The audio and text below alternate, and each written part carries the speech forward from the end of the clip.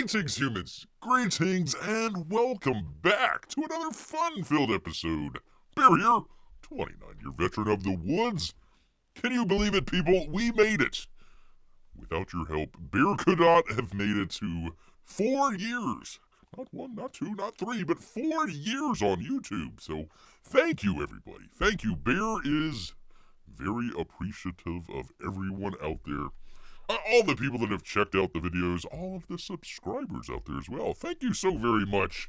Bear does appreciate it. I mean, when he first got started, man, oh man, Bear was checking out this kind of interesting thing called Comicsgate that was starting up, in the YouTubes. Got a couple of channels popping up here and there. Hey, Bear's not that knowledgeable about comics, but let's check it out, see what it's all about. Probably watched and listened for, a little over a year, baby. Finally got his channel back up on 2019. I was going to get it started probably about a week earlier, and they had what was called the Vox Adpocalypse at the time. If you believe it, Steven Crowder was still on YouTube doing his thing. They hit his ad revenue during that time for a number of reasons. We won't even get into it, but man, oh man, that caused a whole consternation amongst everyone out there. Bear with his little channel, it's like, okay, well, let's wait a week, see how it works. Wait a week. It's like, alright, let's go ahead and take the plunge with it. Went ahead, took the plunge, and man, oh man, here we are 4 years later. So I want to thank everybody out there. We had the Vox Adpocalypse, 6-7 months later, we had a pandemic of a worldwide effect out there for poor Bear. Had to go through the pandemic, all this other stuff, yada yada yada. Can't tell you how many times Bear has been shadow banned over the 4 years that he's been on here. So we are lucky. We are very lucky to even make it to this point. So I want to thank everybody out there, all of the longtime people. I want to thank you for believing in Bear for all these years. It was a little bit of a struggle there, very, very early on. Bear might get 4 or 5 views on a video. Like, all right, we're going somewhere. We're making something with this. So here we are, all these years later, and doing well despite YouTube's shenanigans, shall we say, out there. So we are going to celebrate with all of you out there. So want to thank everybody out there for checking us out. So thank you very much. Always appreciative out here. Even the Russian bots and lurkers, all of them out there. So appreciative out there. All right. Enough of this gushing on Bear. Let's go ahead and get into some stuff here. Bear was actually talking about this the other night, and sure enough, oh, here it comes. Guess what, people? The actors. Oh my God, the actors are on strike. It's true, people. They finally pulled the trigger? Is that YouTube appropriate? I don't know. Don't care. We'll figure out how much longer Bear is on here. From our good folks at Deadline. Andreas Weissman and Max Goldbart. That'd be the Screen Actors Guild strike. The film and TV projects impacted. Including all these people. Why can't we get more attractive people in movies these days? Anywho, if there was help me out, people, is it GIF or is it GIF? Bear's gonna go with GIF. Hope it is correct. If there is a GIF for the moment, it might be Michael Scott running around like a headless chicken, screaming for everyone to stay calm. Well, I tell you, they're paid by the puns here. Great to see Jiminy. Haven't seen him in quite a while. Thank you so much. I'm so glad you're here. Madness. When leading transatlantic. Hey now, we won't judge. We won't ask questions here. Your transatlantic agent. A message yesterday that it dawned that the historic SAG-AFTRA strike would likely be going ahead. Oh my goodness, it is madness. Madness, people. Madness.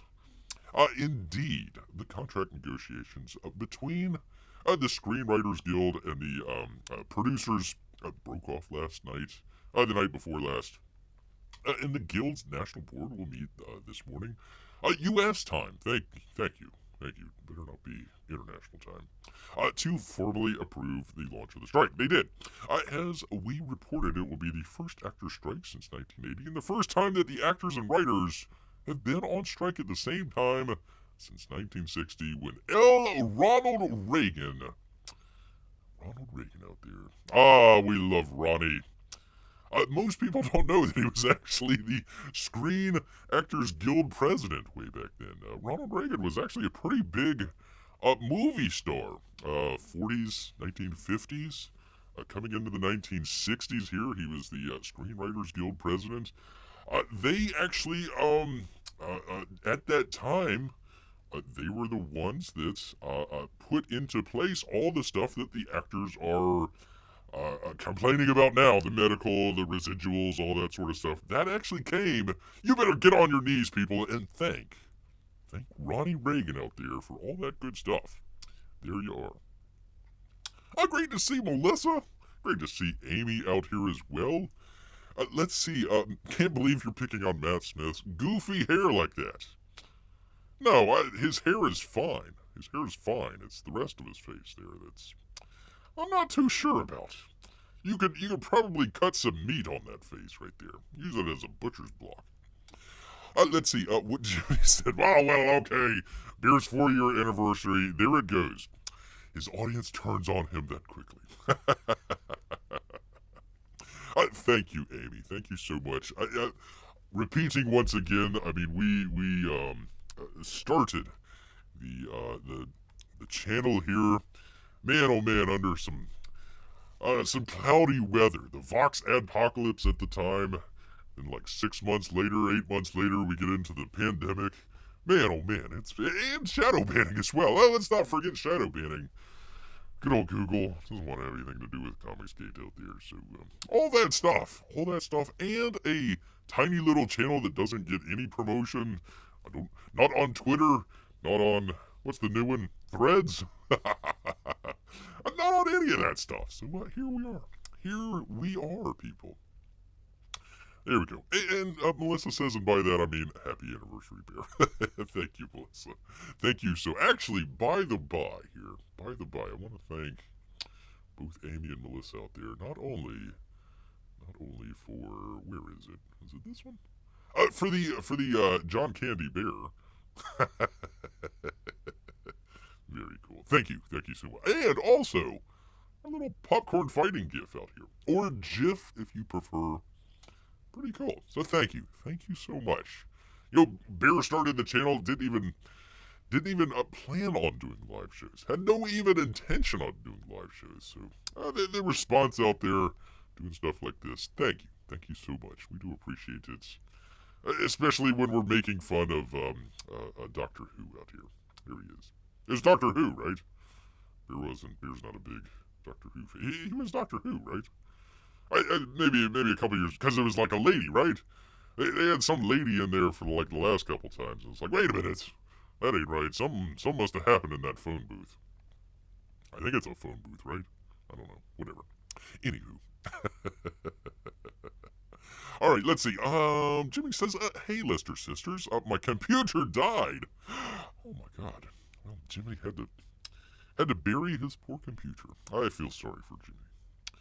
So he is stuck using his phone. Oh, God, that's terrible. That is terrible. Well, thank you, Jiminy, for at least showing up on the phone. We do appreciate that. Let's see. Amy says, I'm glad your phone is working. That's cool. Bear working, because I'm on Bear's channels now. There you go. Thank you. Until Marco for Anthony shows up and he bans him yet again. I still think Jimmy has banned Marco for Anthony, and we haven't been able to get him back there. So, anywho, there they are. They are on strike, people. They're on strike. Let's go. Let me see. Yada yada yada. Oh, the highly anticipated Oppenheimer red carpet is taking place later today in London, but could be the last big premiere for a while. Well, let's see how that one turned out. From comicbook.com, Patrick Kavanaugh. The Oppenheimer cast walks out of the premiere as extra strikes begin.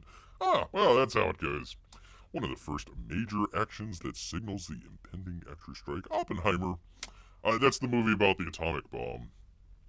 Director Christopher Nolan confirmed at the UK's film premiere that the cast had left the event in solidarity with the members striking worldwide. Various members of the cast and crew had been in attendance at the premiere. That was the funny part. They were there. And they got a little thing on their phone. Like, oh, I gotta go. Which had been moved up by an hour to allow more time for the cast to speak with the press ahead of the screening. And many of those in attendance spoke in support of the strike. In the event, you're going to see this a lot. Fair deal hasn't been reached. Christopher Nolan says, I have to acknowledge the work of our incredible cast, led by Cillian Murphy, Robert Downey Jr., Matt Damon, Emily Blunt, Florence Pugh, with their mosquito bites, Kenneth Branagh, and so much more. We have to acknowledge you've seen them here earlier on the carpet. Unfortunately, they're off to write their picket signs for the strike by the SAG, joining my guild, one of my guilds, the Writers Guild, in the struggle for fair wages. Because, they totally screwed over Robert Downey Jr., Matt Damon, Emily Blunt, Florence Pugh, and Kenneth Branagh. They totally screwed him there. That is that. So, I don't know. There you are. They're on strike, people. They are on strike, and you're not gonna see your favorite TV shows for a little bit. So hopefully, you can check that out. By the by, since Jiminy Cricket is here, let me go back because Bear's guilty pleasure show out there, if you will. Finally came back. Let me find it here. Where was this? Oh, Bear's favorites. Guilty pleasure out here, the Foundation show, back on the Apple. Oh, with old Water Girl.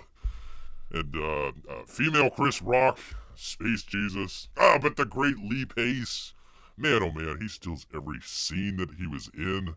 The first freaking scene. He's out there,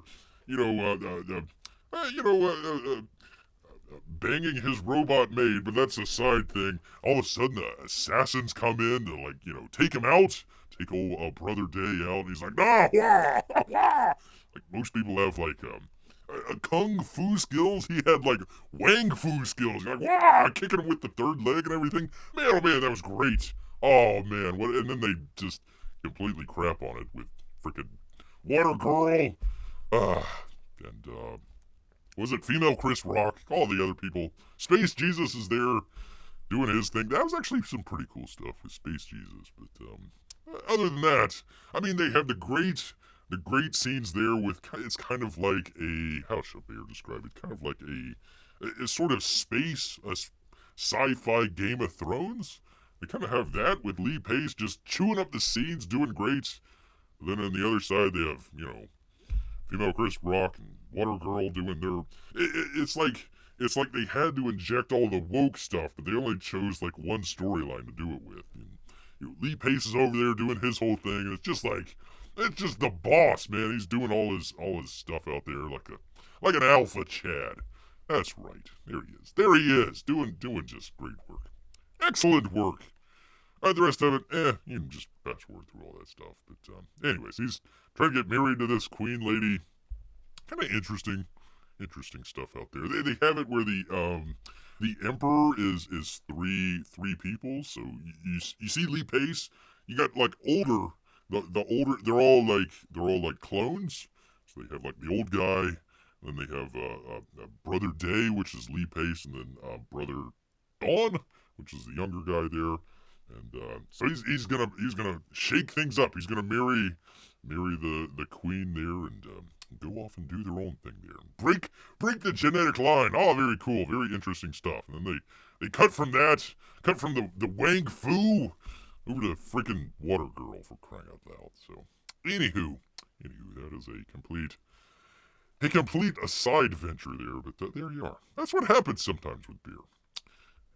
You get in with the actor strike, and then he goes completely off script with the Foundation up there. Foundation is back, yes indeed, Jiminy. Beer will do a watch along, and it'll just be me and Jiminy here, and that'll be it. There's only 12 people that watch the show, so they put millions and millions of dollars out there. The show looks mint. There is no expense spared, but nobody watches it, so it looks like a freaking movie. It looks like a freaking $100 million movie up there on Apple TV, and hardly anybody watches it, so there we are. Amy says, beer working is the best kind. Well, thank you. Thank you. Come on back, Marco, for Anthony. Wherever you might be, says Jimmy, so we can ban you again. Only 12 people watch it, says Amy, and 2 of them are here. Wow. Come on, Tim Apple, give old Bear a call. He'll talk it up here. Talk it up. All right, what the hell were we talking about? Oppenheimer? It looks, I don't know. This is gonna be debatable, people. I apologize. Watched parts of Dunkirk. Was just bored out of his mind with it.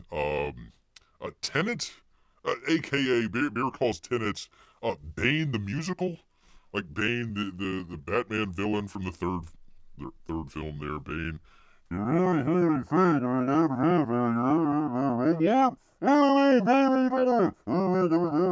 So you couldn't hear him, so it's okay. So with Tenet, it was okay, you know what was really good with that Batman movie was the Bane voice. So let's make it sure you can't hear anything.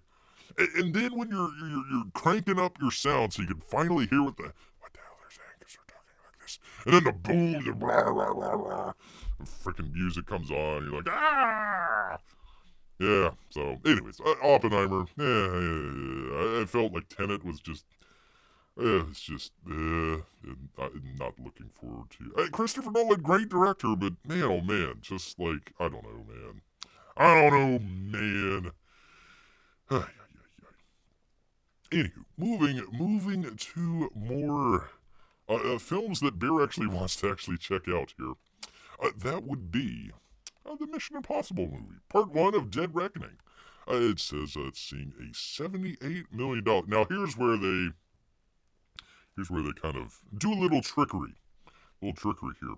Most normal films, pardon me here, they come in on a 3-day. So usually Friday, usually it opens on a Friday. Sometimes there's, advanced screenings on Thursday, but it may or may not count that initially in the third day. Usually it's Friday, Saturday, Sunday.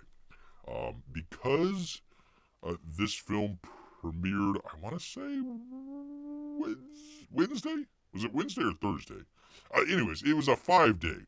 So you see the big number here, oh wow, holy cow. And then it's 5 days. Oh wait, no, hold on. For 3 days, that's only 65 million or something like that. So a little bit of chicanery out there. There you go. Doing a whole lot better worldwide.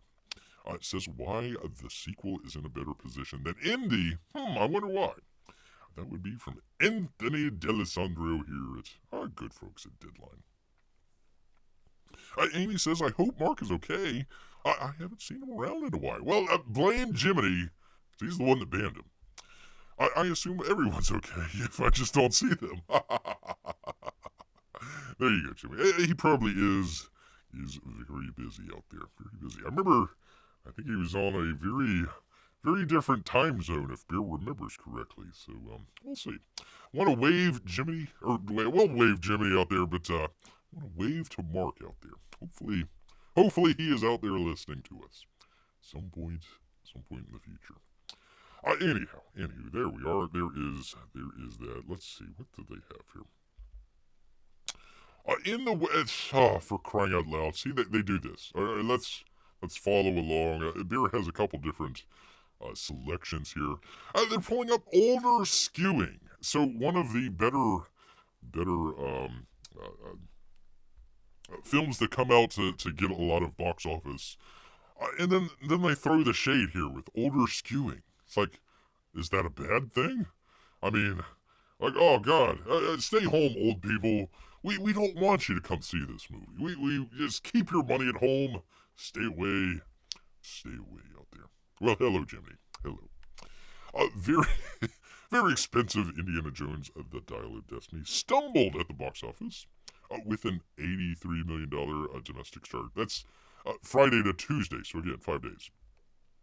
Sources have called upon me to evaluate a similarly priced, here we go, older dude franchise, sequel at around $300 million. That's this weekend's Mission Impossible, which analyzed by the same measuring stick, particularly giving the Pix 5-day, $78 million, is well below. See, it was tracking at $90 million. Here we go. Here's 3-day, 54.2. There we go. So Paramount thought it was going to do really, really, really well, $90 million. It came in, 12 below that, which is well below. I mean, it's pretty good. It's pretty good. Beer would compare the Mission Impossible movie to Avatar. Avatar 2 didn't open as huge as they thought. They continued over week 2, 3, 4, 5. Continued out. Beer remembered he was one of the very few that said, "Hey, let's wait till week 2 to figure out what's going on with Avatar 2 out here." Everybody else, we need our clickbait right away. Avatar, failure, box office bomb, billion-dollar bomb. They made their money back and then some. So that's why we try to wait till the second week. We'll talk about that in just a second here, but there we go. That's why we wait sometime. But here is the root of the root. What? But here is the root of the root and the bud of the bud.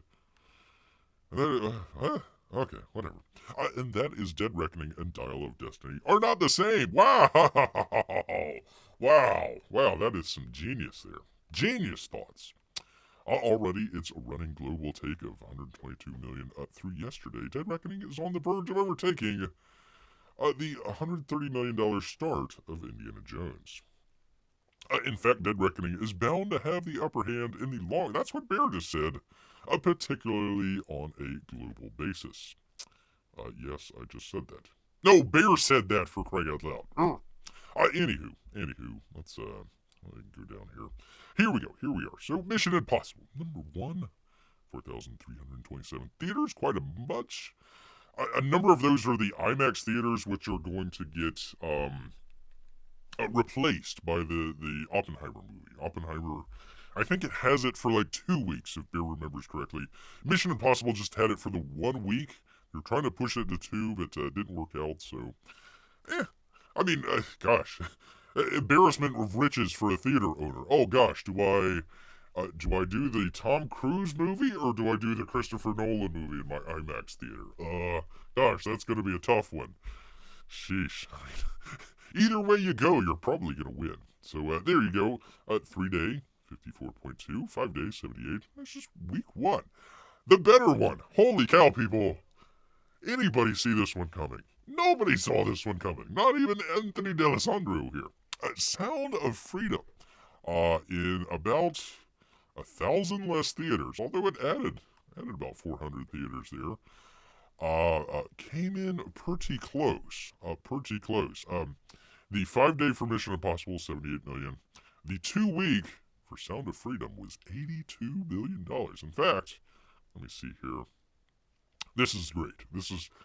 They buried this at like the third to the last paragraph here in this long article here, third to last paragraph.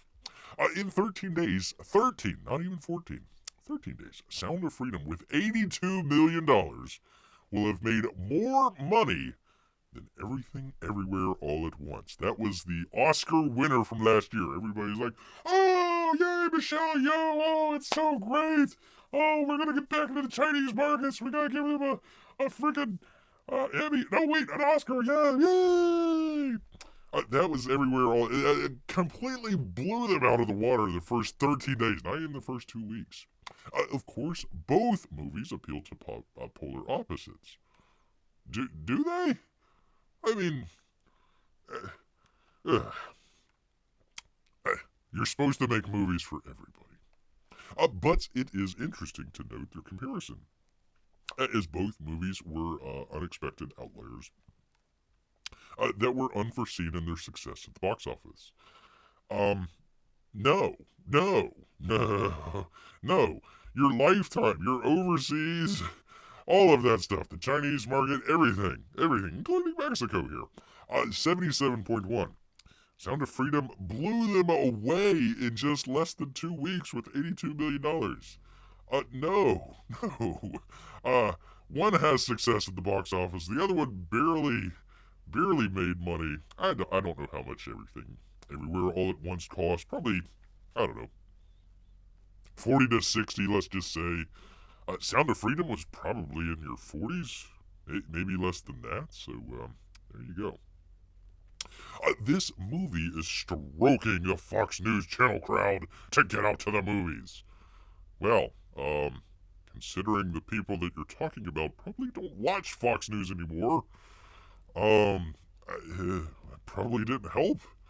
And is appealing to them in its subject of child trafficking, something which some right-wingers believe is the fault of the left. Is it? We're not denying it here. The movie's success is a testament to its star, title, and release date. It headlines Jesus Christ. Holy cow. They should just put that in every poster. You know, forget Jim Caviezel. Starring Jesus Christ. There we go. That would work. And the distributor, Angel Studios, was adamant that the movie open on July 4th. Why, he asks? Because the picture had the word freedom in the title. What? No! And that says something to the red state crowd. How dare they? Especially on the day of independence. Spit! Blah, those horrible people. I hate them so much. So there you go. Actually, Anthony, let me tell you a little secret here. Any movie studio could come out and put the word freedom in their title, and as long as it's somewhat not woke, you put it out on Independence Day, I think people might go check it out. Maybe not $82 million checking it out, but yeah, not too bad. Maybe try not to tick off a whole lot of people, by, just calling them out for stupid reasons, and you might do pretty well. Jiminy has the seal of approval here. He says, Sound of Freedom is great. # watch it. That's right, people. Let's see. Amy says, nice. Sound of Freedom is doing really well. Very well. Let's go through the list here. Let's go through the list. Okay, Insidious. That was the number one. Knocked off Indiana Jones last week. Look where Sound of Freedom is now. Total $82 million compared to $57.7 million. Completely blew out Insidious. Let's see. Let's just do the 3 day here. So 3 day, $23 million. Insidious 12, so half of that. Poor old Indiana Jones. Just headed to the graveyard here. Let's see. Where's our 3 day? 3 day, $11 million. Half. Less than half of Sound of Freedom. And look at this. This is the great part. So they had a weak head start. Right?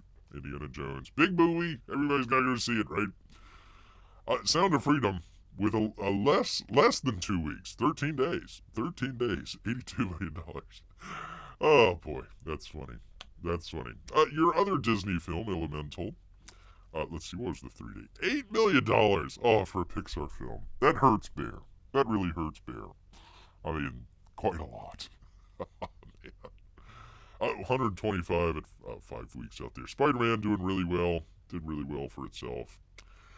I tell you, people, I don't know if Transformers is under the radar or if it's just doing not that well. Probably a little bit of both. The Jennifer Lawrence, No Hard Feelings, had sort of tried to compete with Indiana Jones here. I think it was number 2. I think it was number 2 for that. Let's see. No Hard Feelings came out first. Do you remember? Or was it Indiana Jones? I forget. Let's see. Indiana Jones 3. Okay, yeah. So Hard Feelings came out first. That did pretty well for itself. It looks like it made back its budget. Joyride, I tell you, people, that completely crashed there. Of course, a Little Mermaid out there. So there you go. Number 2, Sound of Freedom. Jiminy says thumbs up. So I think we better go with Jiminy there. There you go. Pretty good stuff. Pretty good stuff. What idiot wrote this article? That would be Anthony D'Alessandro. There he is, right there. At Deadline. There we go. We play along with Anthony sometimes, but we do give him credit. Grab a drink. There we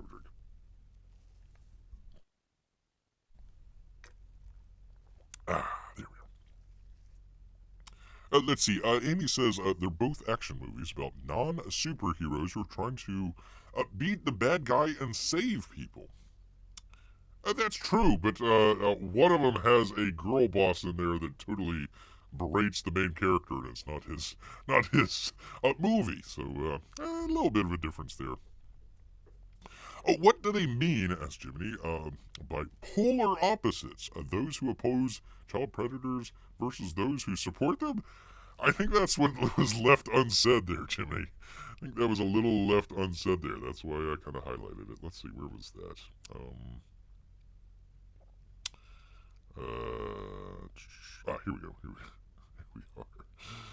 Here we go. There we are. So, yeah. I don't think it's appealing for the subject of child. I think it's appealing to fight the subject of child trafficking. I think that's where they totally kind of got that screwed up there. So, yeah, I don't know. There you are. From Deadline. Great to have Tank Ferret here. Great to see him as well. Hope the computer did better this time. Has it really been 4 years already? I know, Bear. Listen, man, this has been a wild ride out here, man. I mean, there's been some videos there where Bear's like, oh, man, I don't know what we're gonna do. We're gonna do another video on YouTube, or we going somewhere else. We're gonna get shadowed. By the way, let me find it here. Bear was marked for, what was it here? Let's see. Oh, shoot, you can't see it. Why can't you see it? What the hell? Come on! Shoot. Anyways, there was some shenanigans in the past there, so, there we are. Can't believe we made it.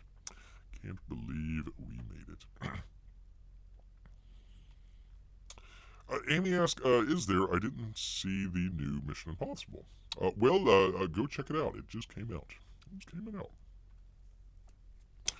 Tank says American Undercover did a great examination of the hate towards A Song of Freedom. Kind of like flack when you're over target. Computer is repaired and back to full operations. Congratulations, sir. Hate, gosh, I hate that when that works. Talk to Jiminy about that. Or his computer as well. Let's see. Same. I think we did that. 120, 240.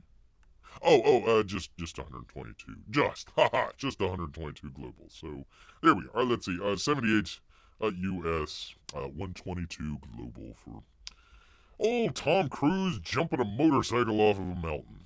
There we go. Probably, Bear might have to check this one out. One of if you haven't seen it, go check out Way of the Gun. Christopher McQuarrie. It was his first directorial film that he did. He did a couple movies. Oh, poor Bryan Singer out there. Not trying to promote Bryan Singer or anything like that, but Christopher McQuarrie wrote Public Access. That was Bryan Singer's first film. And then probably everybody knows, or most people know, Usual Suspects. Christopher McQuarrie, I believe, won the Oscar for that. I know he was nominated. I think he won it, if Bill remembers correctly. Anyways, several years passed, and they came out with Way of the Gun. So, if you don't even watch the movie, go watch the first 5 or 10 minutes with Sarah Silverman in her little bit right in front of the club that they were going to go in. Great stuff. Let's see, Ryan Philippe and oh gosh, he was in Usual Suspects. It'll come to Bear, but anyways, very good movie. Just go check out the first 5 or 10 minutes of it. You will laugh your butt off. So always trying to give a thumbs up to old Christopher McQuarrie out here, doing some great stuff. I mean, came from literally nothing, a very independent, artistic films through the 90s, 2000 era. So it's really great to see somebody that, puts in the hard work, finally get it to pay off and come out number one. So very cool. 122 million worldwide. Here we are. Very cool. We already talked about Sound of Freedom, so there we are. Hang on, Tom. Hang on, man. Don't fall. Whatever you do. Yeah, just grab onto that lady's arm. I'm sure she'll pull you up. It'll be just fine, people. Just fine. All right, people, we have clarification. Finally from James Gunn.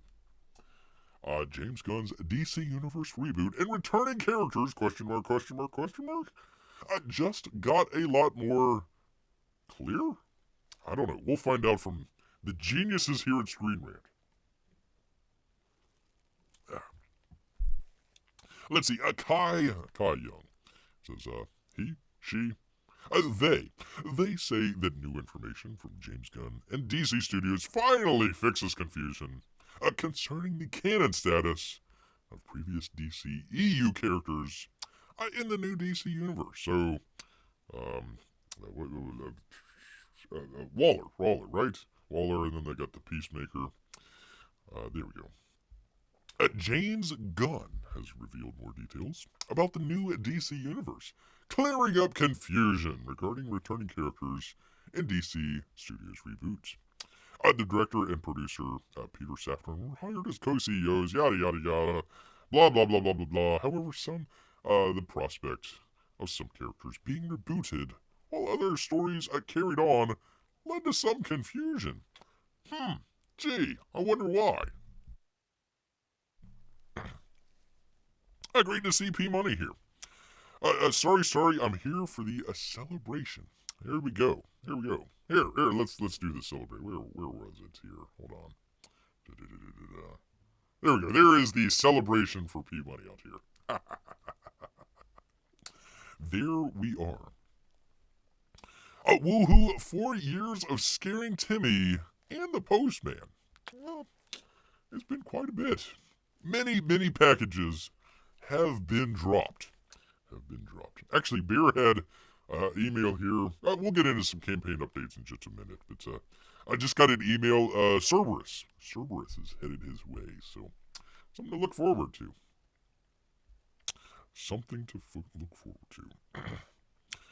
Let's see. Amy says, "Hey, P Money." Jiminy says, "Look who finally showed up." There we are. We missed him the last time.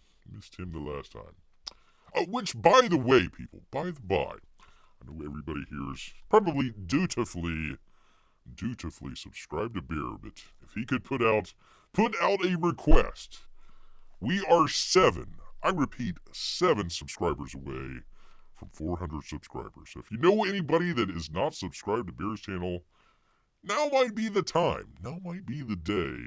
Say, hey, you want to go check out a bear? Here's the place to go check it out. Here we go.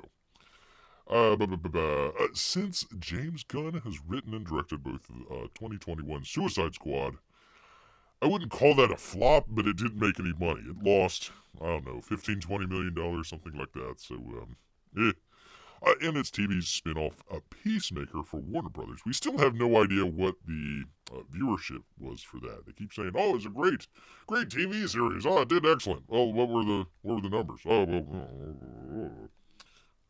well, which, by the way, is part of the reason the actors are striking. The television, you can get, your Nielsen ratings, kind of figure out, have a rough estimate of how many people are watching. Streaming services, even though they have more, I'm still getting on the bear here. Even though they still have probably better than Nielsen ratings, they know actually how many minutes people watch, when they, stopped watching, when they fast forwarded, all that sort of stuff. They got a lot of information. But they don't release it, so people, the actors, many of the producers, they don't know. They don't know how many people watched or didn't watch. So, trying to say that Peacemaker is a hit, I don't know. Prior to his hiring as co-CEO of DC Studios. It goes on, it was thought that these projects would be considered canon in the new DC universe. This would allow a second season of Peacemaker to be produced. Do they have to? In the new franchise, as well as potentially seeing characters such as Margot Robbie, or her Tookus, Iris Elba, and Viola Davis. Thank you. I'm trying to remember. Amanda Waller to return. However, this selective reboot strategy, it wasn't selective. Look at it. It's not hard to figure out. Let's go through the list here. Let's see. Suicide Squad, Peacemaker. We've got characters, actors: Margot Robbie, Iris Elba, Viola Davis. Viola Davis. There was somebody else as well. Nathan Fillion. All people that James Gunn has directed. So he's not getting rid of any of these people. Oh, no. They're good friends of his. But, Henry Cavill. Oh, freaking Gal Gadot. Henry Cavill's just too old, man. Too old. So he's got to come out and say, oh, well, I hired my friends to come in and be actors, but we're rebooting the universe. So, he's got to dig himself out of a hole here. Anyways, it caused serious confusion as the continuity of the franchise started to make less and less sense. But James Gunn has now addressed this directly. Let's see how well he does it.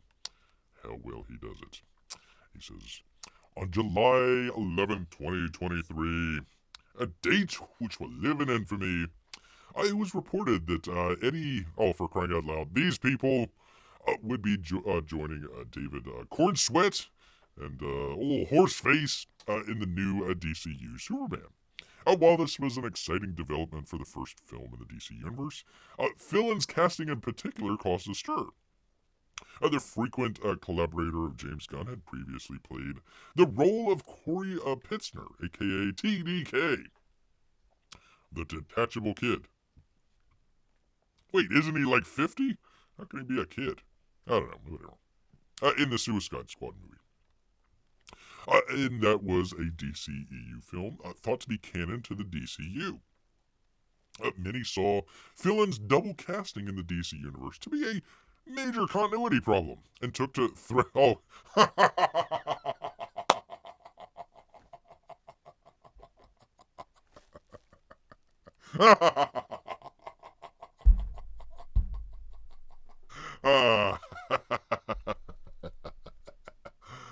Oh boy. Take it to the threads, man. Take it to the threads. There we go.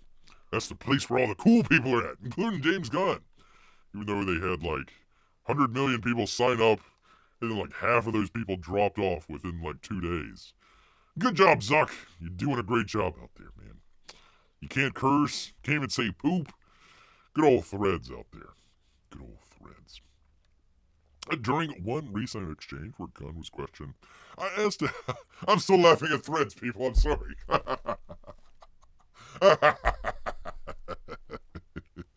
Come on, kids, let's go to the... well, in James Gunn's case, literally. Come on, kids, let's go to threads here. Terrible. Terrible. Anywho, during one... let me grab a drink. For crying out loud. Threads. Oh, we hate Elon Musk so much. Oh, gosh, I'm going to just drive my Tesla into the river. I hate him so much. Yeah.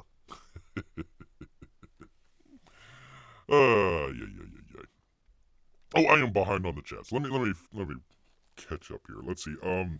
P-Mag says, I'll be fine if they gave me a one-time payment to take my picture and use an AI to make movies for eternity. That's part of what they're trying to do. As extras. You come in, you get your body scanned, and then you get put in the background. You get like a one-time payment, and that's it. Usually extras only get a one-time payment, but it's a way to kind of advance your career. So you can kind of start out as an extra.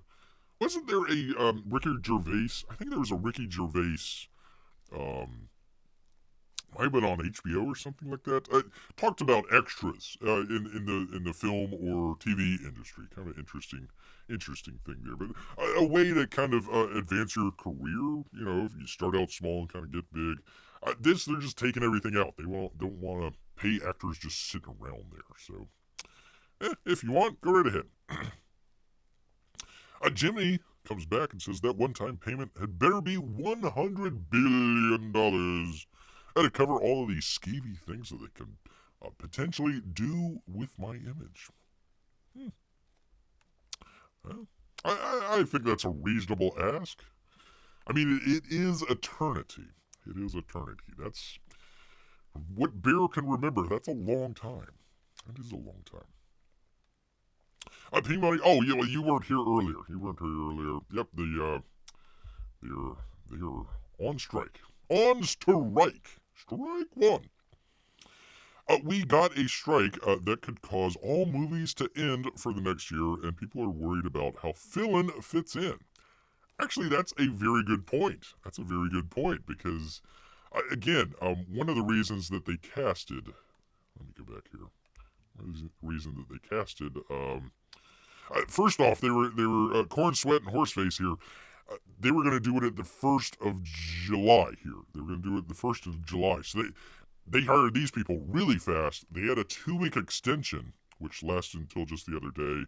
And right before that, they hired these 3 people. So there we are. And James Gunn turned in his draft. I still want to call it a draft. I don't think it's probably a treatment. Maybe first draft, maybe. Right before the writer's strike. So we'll see. Actually, it was, who was it? Christopher Nolan. He says, I'm not going to make another film until they do the strike. Like, okay, well, all your actors walked out on your premiere, so I don't think you have much of a choice. But there you are. Everyone is worried about Nathan Fillion, says Jimmy. Let's see. If they use my likeness to fill in for movies, it would be interesting experience. Go to the theater and say, "Oh, I'm in this movie." "Oh, I'm in this movie too." So there you go. Actually, there was it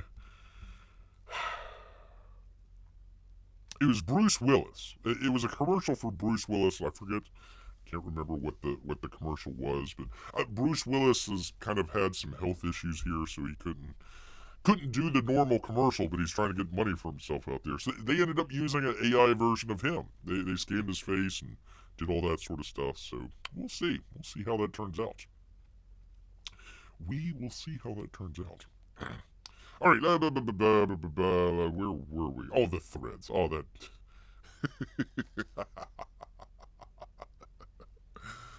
Oh, threads. Let's see. Where was he?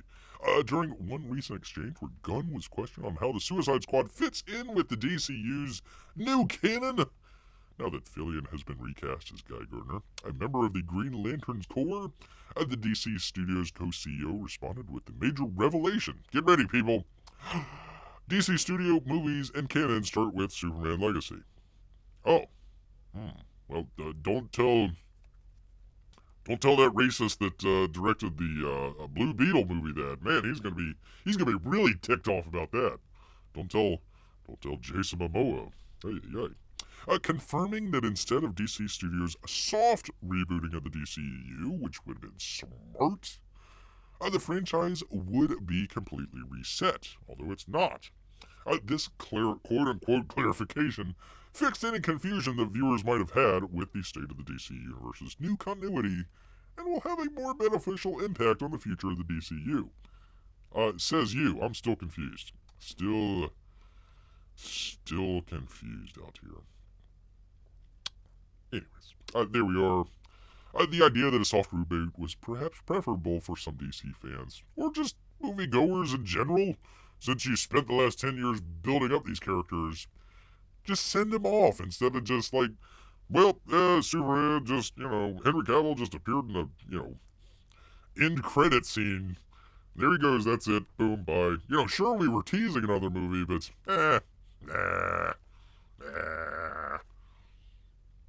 there were several aspects of the DCU that many were excited to see return in the new franchise. Gal Gadot being one. Well, Gal Gadot is took us. However, rebooting some characters while others had the chance to return meant that several continuity issues arose very quickly. As several returning characters were directly connected to characters that would be reset. Aside from Fillion's double casting confusion, Amanda Waller's return in the DC Universe created the most jarring continuity issue, as she was directly connected to Henry Cavill's Superman, who's been recast by old Corn Sweat. Since James Gunn has now confirmed that the DC Universe will be fully rebooted, or kind of rebooted, or sort of rebooted, but not really rebooted, these continuity issues will be completely avoided. Man, I was worried for a second. Actors will be returning to portray their old roles, but they'll be adjusted for the new tone of Gunn's DC universe. And that won't be exactly as the same as their DCEU counterparts. This resembles the Marvel character of J. Jonah Jameson, who was initially portrayed by J.K. Simmons in Sam Raimi's Spider-Man trilogy. Simmons reprised the role in the MCU Spider-Man Far From Home and No Way Home, but portrayed a different version of the character, proving that DC Studios can use the same technique for several characters. No, it proved that Sony owned Spider-Man and they had to do it a little bit differently to put it into the MCU. So DC, you still own those characters. They're not with another company. Anyways, all these people, yada yada yada. Who cares? Yeah. Anywho. So let's just go through the list here. Blue Beetle, not continuity. Even though he's the first character in the new blah blah blah blah blah. He's not really, because everything resets with Superman. A year, what? 2 years later. 2 years later. That makes total sense. Then we got Aquaman. That's not part of any of this. Sorry, Jason Momoa. Doing some funny Shark Week ads though. Joker, I think it's done filming. I believe it's done filming. Hopefully they get that one out. So Superman is the only real first start to the DCU in 2025. And then you got the Batman. Oh, for crying out loud. Coming out, was that the same year? A couple months later. And that's not part of the DCEU. So the only one out of all 5 of these, Superman. That's the only one. That's the James Gunn one. That's it. Everything else is completely different.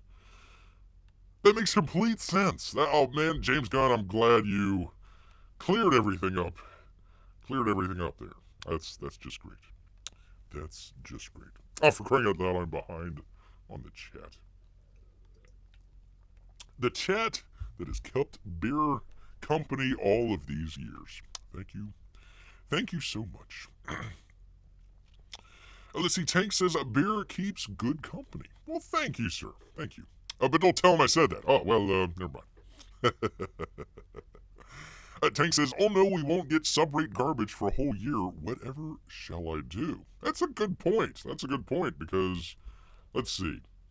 Once again, I believe Joker has got done finished filming. Anybody, there's something different, let Bear know in the chat here. So Superman, they've got their actors, but the actors are on strike. They've got their script. You could probably play around with it because James Gunn not only is the writer, but he's also the studio head, so which one takes preference? Probably the studio head, maybe.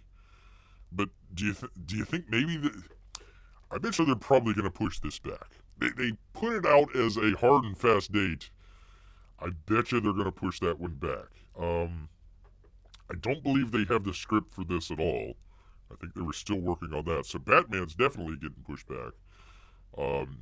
Unless they cast people that they're already going to do. It's not going to work there. So this one's in the can, ready to go. Aquaman, I believe, is in the can, ready to go. Joker, I think, has got done filming, so that should be good to go. Your slate of movies, early 2024, probably still going to be there. They might get pushed back or shuffled around a little bit, maybe. Superman looks like the first one that's probably going to get pushed back, unless they come to agreement within a couple days. It looks like it might go on for a while. We had a story the last time. We had the story the last time that kind of theory, rumor. The studios were trying to wait out until October to deal with the writers' union. So since the actors are out there right now, they might wait as long as October to do the same. Essentially getting rid of Deadwood.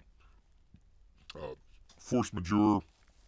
Hey, we got this contract, but oh gosh, the strike happened and it's out of our control. We got to break the contract. That sort of deal.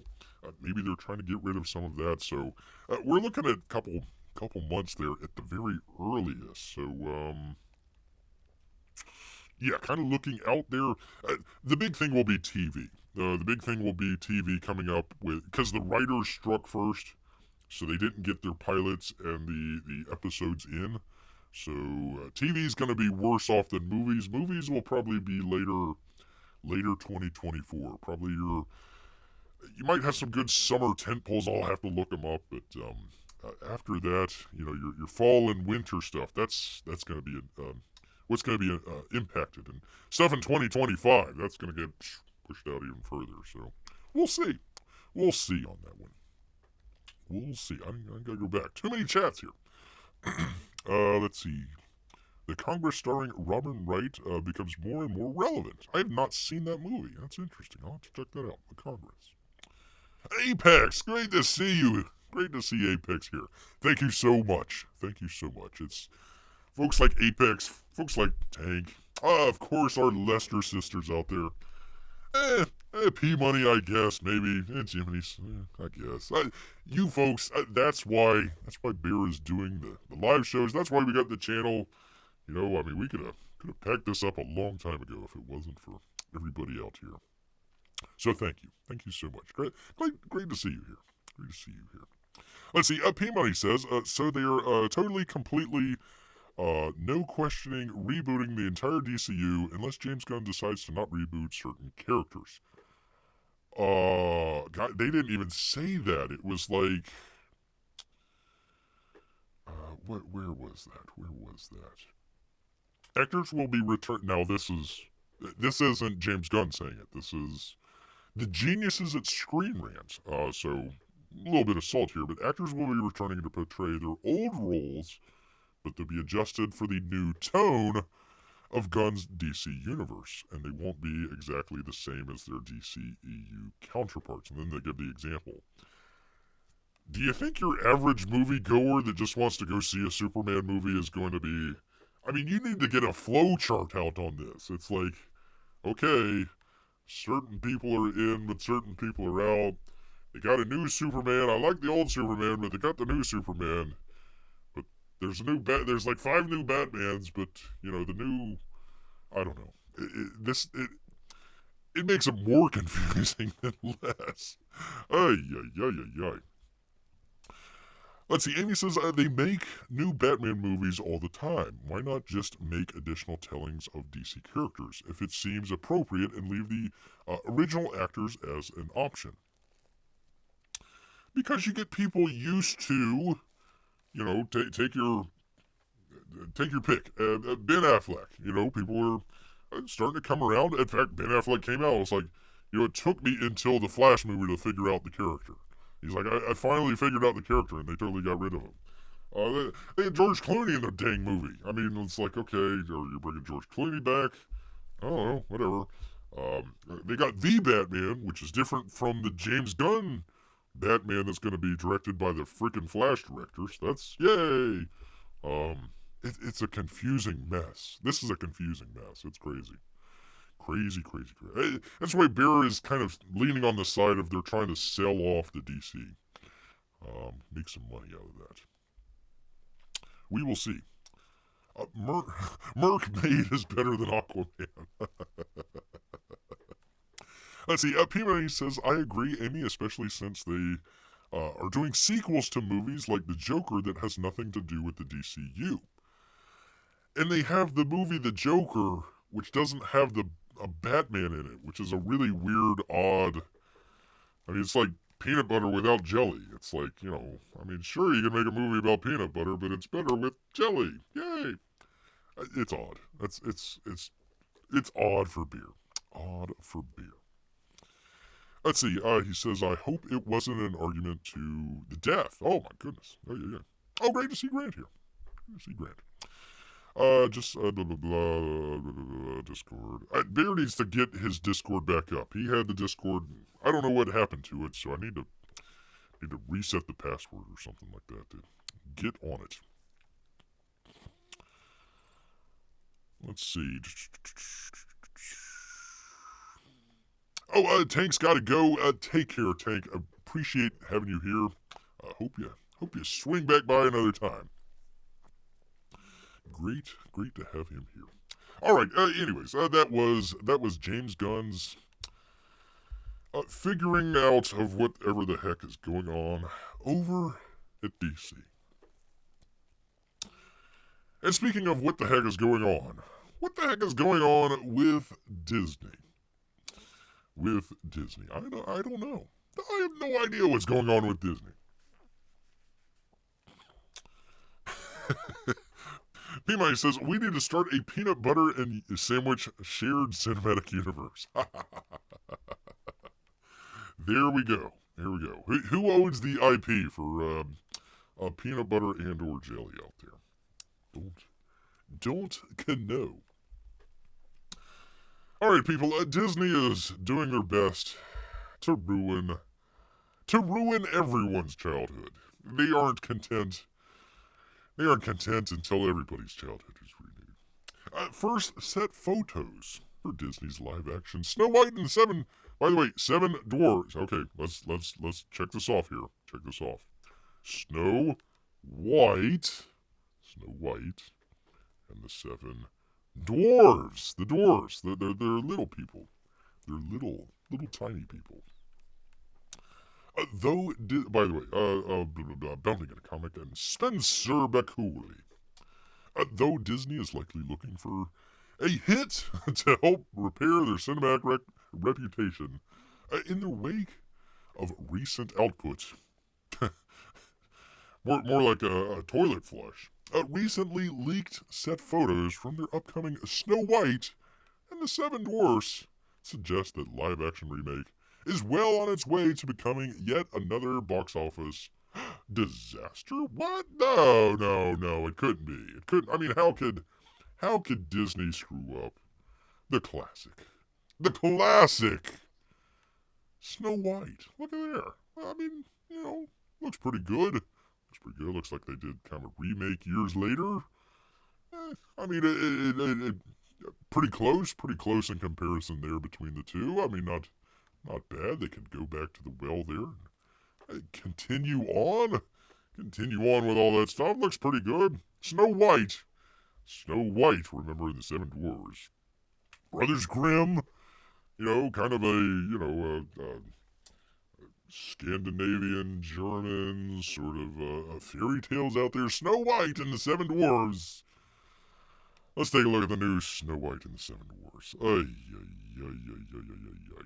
Obtained by UK production company Click News and Media. Shout out to them. Hat tip as well. And shared by a local news outlet, the Daily Mail, on July 14th. The photos provide audiences with their first glimpses at the eponymous Disney princess and her 7 iconic companions. There they are.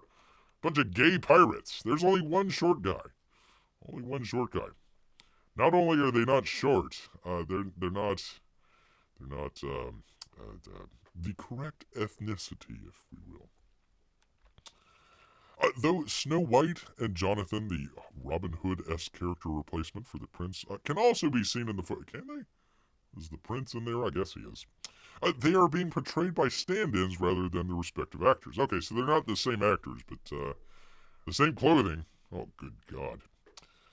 Shazam! Fury of the Gods star Rachel Ziegler and Under the Banner of Heaven actor Andrew Burnap.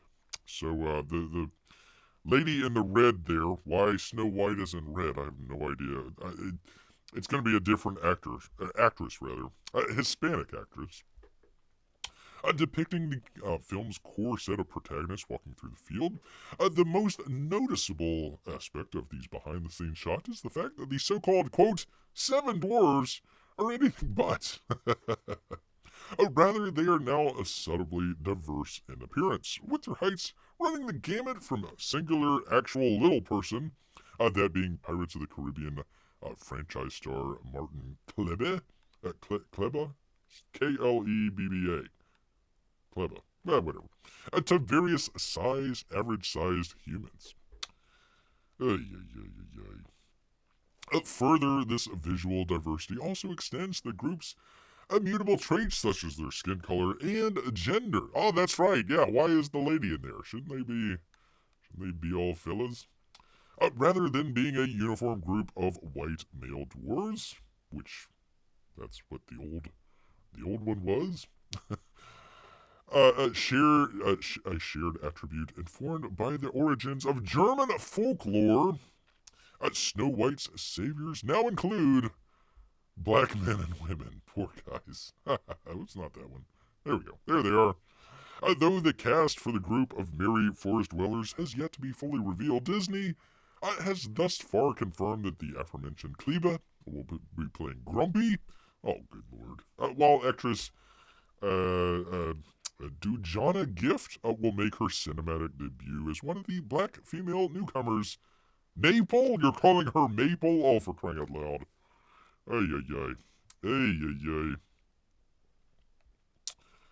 They go on to talk about Peter Dinklage. He was, let's see what did he say. He says, well, it's a Peter Dinklage, the little person in the Game of Thrones series. Well, it's a really progressive to cast a, literally, no offense to anyone, but I was taken aback by, they're very proud to cast a Latina actress as Snow White, but you're still telling the story of Snow White and the 7 dwarves. He says, so take a step back and look at what you're doing there. It makes no sense to me because you're progressive in one way, but you're still making that blanking backward story of the 7 dwarves living in the cave. What the blank are you doing, man? Come on, man. So there we go. But on the flip side, Mr. Dinklage, on the flip side, sir, aren't we, getting rid of a whole bunch of, I'm sure there can't be that many little people actors out there, can there? I mean, aren't we taking away some prime acting for little fellas out there? I mean, you got one. You got the one little guy there, but, where are the other ones? What's the deal with the fro? Come on, man. Dwarves didn't have fros. So, there you are. There is your Snow White and the 7 people of varying, heights, or something. It's not as catchy, though. Not as catchy as dwarves. Can we even say dwarves anymore? I don't know. I know we can't say midgets. For crying out loud. Can't say midgets anymore. Live action Snow White is Kingdom Hearts 2. No, I'm sorry. I'm sorry. That's probably where this one came from. No, that was just as a illustrative. There's the classic version. Some of the dwarves look taller than me, says Peabody. Snow White and the mostly average height people, asks Amy. That's true. Grant says, I'm pretty short. It would have been nice to have a job as a giant dwarf. I'm telling you, think of all the people. That they are. Well, I guess they can't get them now because they're in an actor's strike. But think of all the people that you can't even get now. I tell you. Grant says, Peter Dinklage keeping other little people out of competition with him. Ah, there you go, Grant. I think we've scratched the surface there. That makes more sense now. Makes plenty of more sense. It doesn't look very German. No. Unfortunately, they got rid of all the, Hispanic and African Germans, back during the Second World War. It was a very, very tough time there. Very tough time where they get rid of all the black Germans out there. Tough time.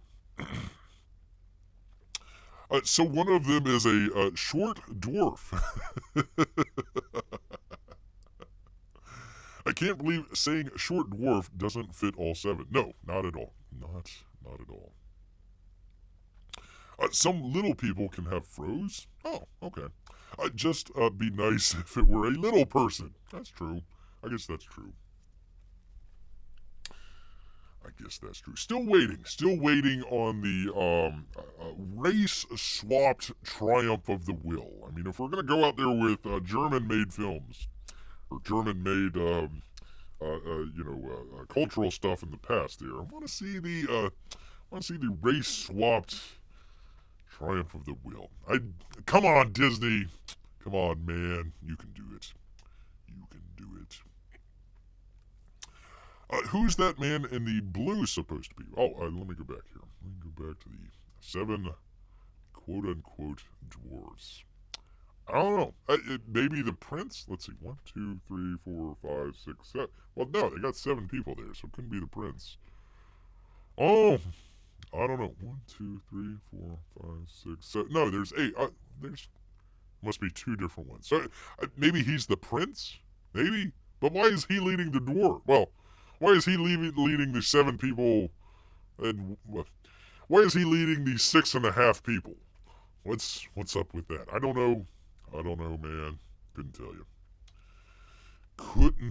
you. This is the biggest affront to midget actors. How dare you, Jimmy? How dare you? They're called little people. Little people actors since the Lord of the Rings series.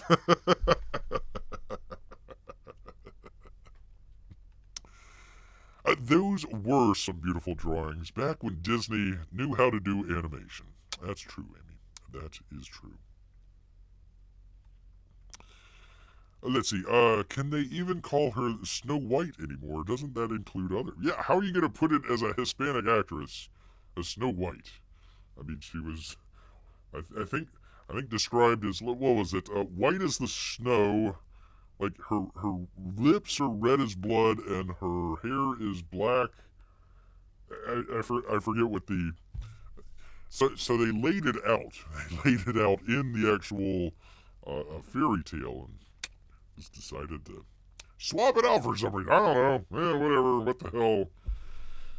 What the hell? Why not? It excludes people from warm climates who haven't even seen snow. Very interesting, Amy. Very, very interesting indeed. Here we are. There wheeze bees. There's wheeze bees. So anyways, that is good old freaking Disney back at it again, doing whatever the hell they're doing. The Seven Hobos. Mud Brown and the Seven Hobos. Well, that might work. That might work. Maybe. Maybe. We'll see. Alright, where is Bear? One last thing here real quick. Let's get into it. Let's talk positive stuff. Instead of all this negative stuff out here. Let's talk a little bit about our good friend out there, Uncle E, and his CyberFrog campaign. What is this? About a little over a week and a half? I think it's a little over a week and a half here that he's got it. And he is already, people, already at, where are we? Come on, Bear. There we go. Already at $350,000, people. Actually, $356,000. There you go. So congratulations. Congratulations. So he's actually got some stretch goals. Stretch goals smashed. Like a mandible. Red Exterminators. I guess we're Red Exterminators. We did it, he said. We just passed $350,000 and unlocked the first big stretch goal, people. All red box, so they come in two. So one, if you get the box, comes with all the covers in there, a whole bunch of extras. The red box backers will receive a fold-out poster by E.J. Morales. Actually, let me see if I can find it here. It is not that one. It will be the other one. Be the other one here. And he says, all red extermination backers, just the book. There we go. There's what the poster is going to look like. They will receive a free vinyl Salamandroid keychain. There you go. So if you got the last book, you get the CyberFrog keychain. You get a Salamandroid keychain. I tell you, if Bear had keys, he'd be able to figure out what to do with it. There you go. Not too many locks on the old cave here. He says our next stretch goal arrives at $360,000, and it is the Lynx trading card for all backers. Let's keep pushing.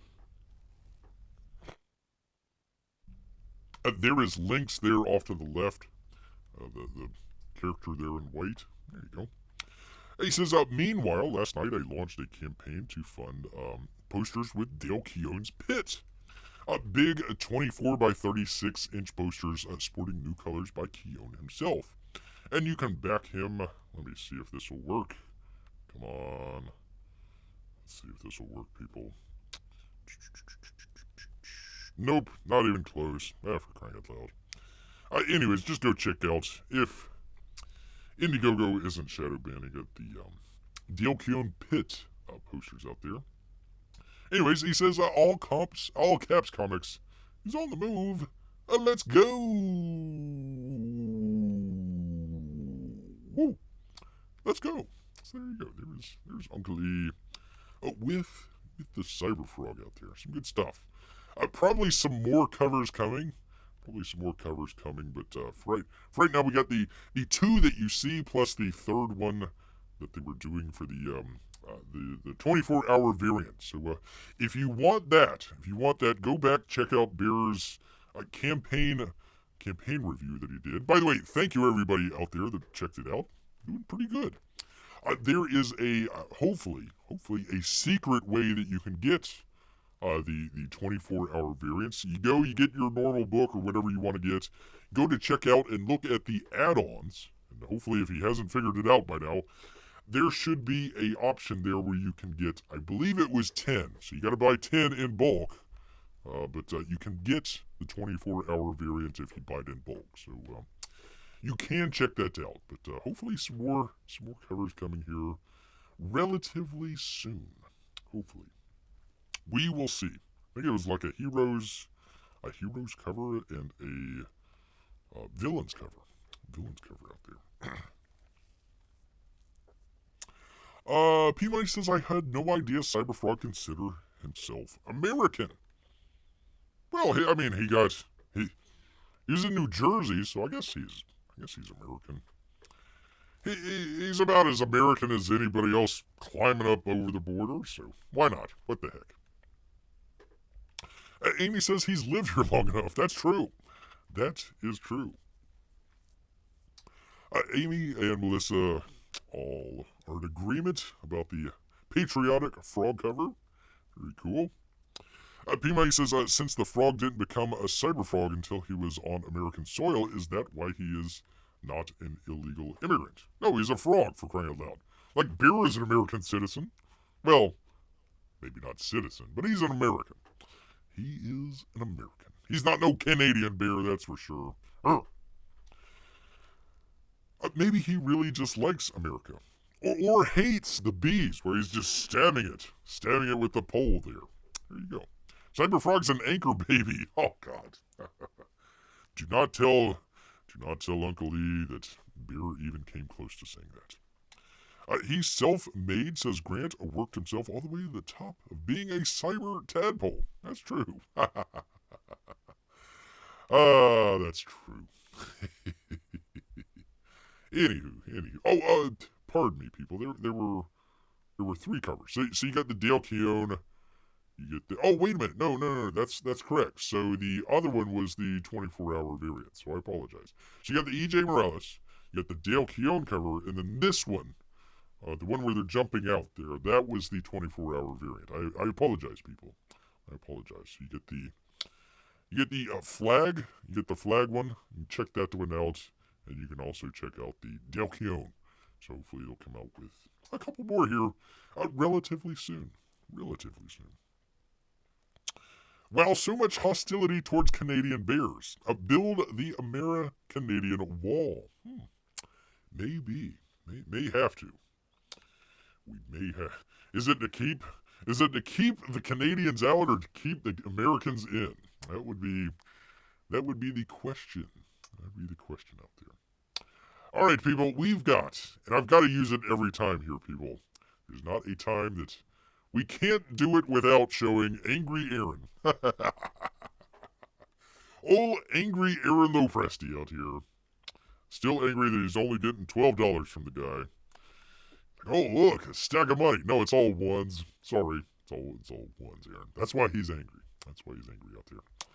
Anywho, he's got an update here. He's so close.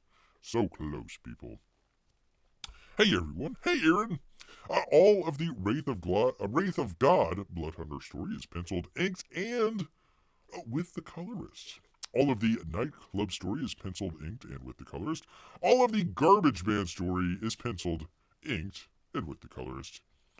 And the first 8 pages of the Kit Carter story are penciled, inked, colored, and lettered. Only 7 pages left to go on Kit Carter.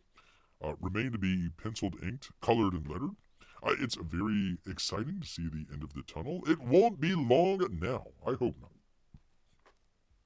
Thank you all for supporting this epic campaign, and please continue to spread the word as we head to the finish line. Well, that's what Bear's doing. And if you're going to San Diego Comic-Con, stop by and visit Aaron. He's going to be at booth 4706, people. 4706.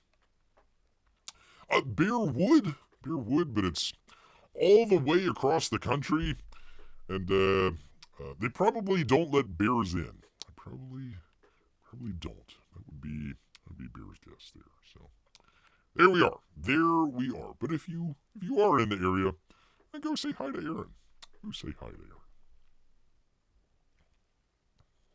I can't wait, says Jiminy, to get Wraith of God 2. There you go. Probably the best book of last year, that's for sure.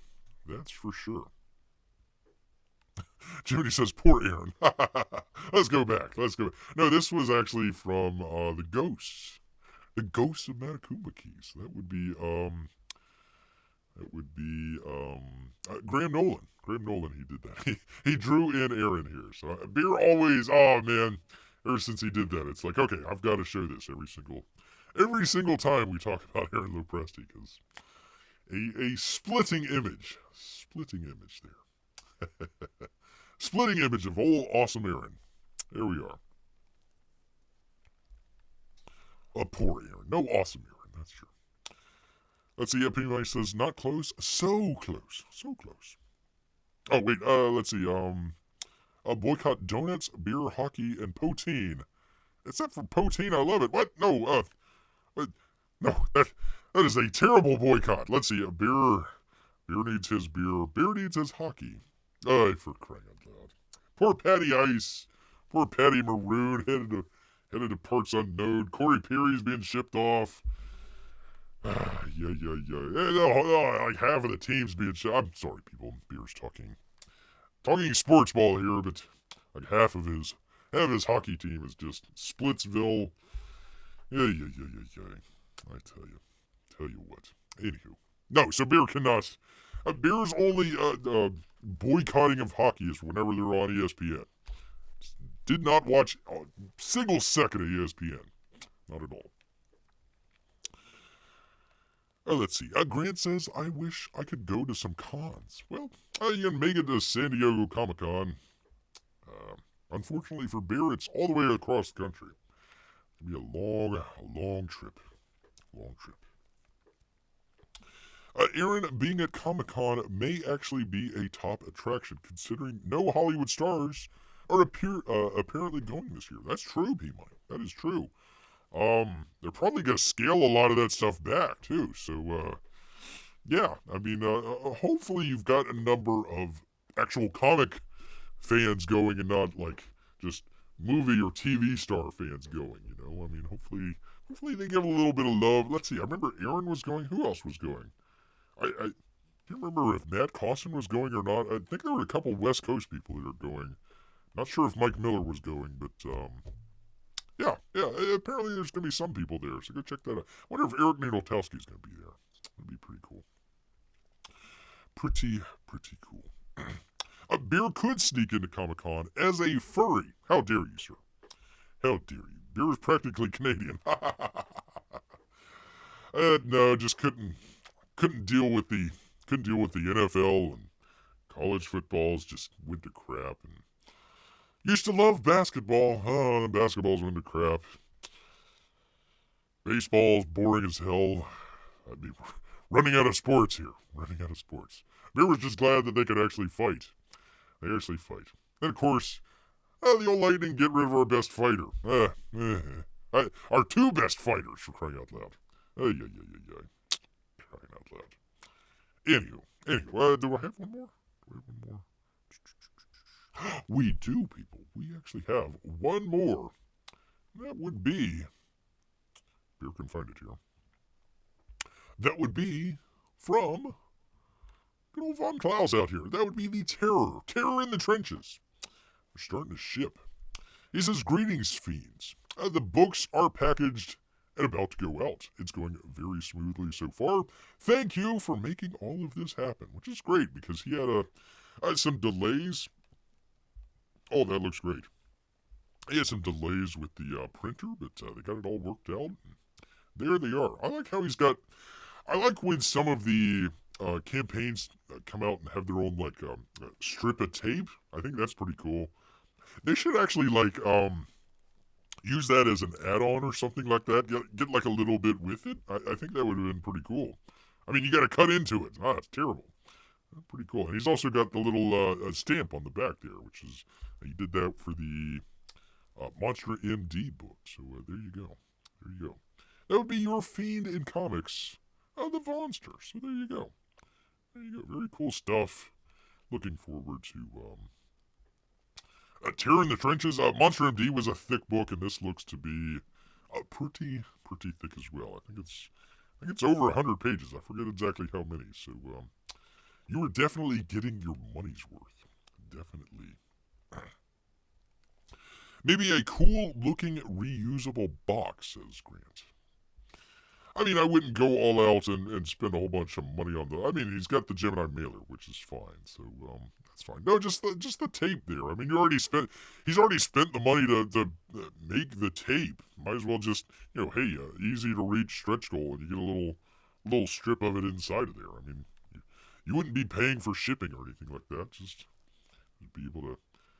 maybe a small roll of it. Maybe that might work. It might be too thick for the packaging though. But there you go.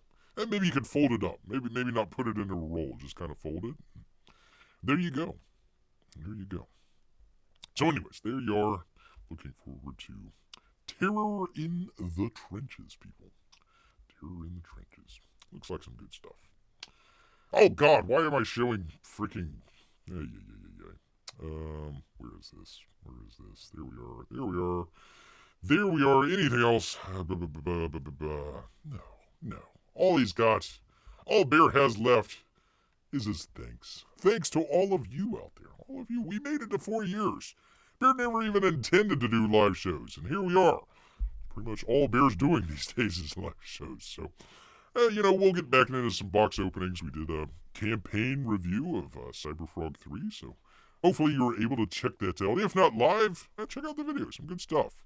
Good stuff out there. And one last appeal to everyone out there. If you are listening to this and you are not subscribed, hit that subscribe button, please. Bear needs to get to 400 here on his 4-year anniversary. That would make it a nice round number for Bear. Bear likes the round numbers, not the angled numbers out there. Terrible. Can't do that. Can't do that at all. I tell you, people. But want to thank all of you out there. Let's go through the list here. We had a number of great people show up. A number of greats out here. Jimmy, of course. I mean, unless he's banning Marco for Anthony. But other than that, we got our Lester sisters. As always, we appreciate them. Always. We had Grant show up for a little bit. We had Tank Farrett as well. Great to see Tank. And of course, let's see, I'm just scrolling down here. If I miss anybody, I apologize. Oh, Apex as well. Great to have Apex. Always some good stuff. It's great to see some of the older folks kind of returning and say hello to Bear. Do appreciate that. Thank you, everybody. Thank you all. Amy says, yay, have a big, fancy dinner. Ooh. Well, that is that's the perfect transition, Amy. Because you know what? That's made Bear hungry. So he's going to head back into the woods. So until next time, thank you all, everybody out there.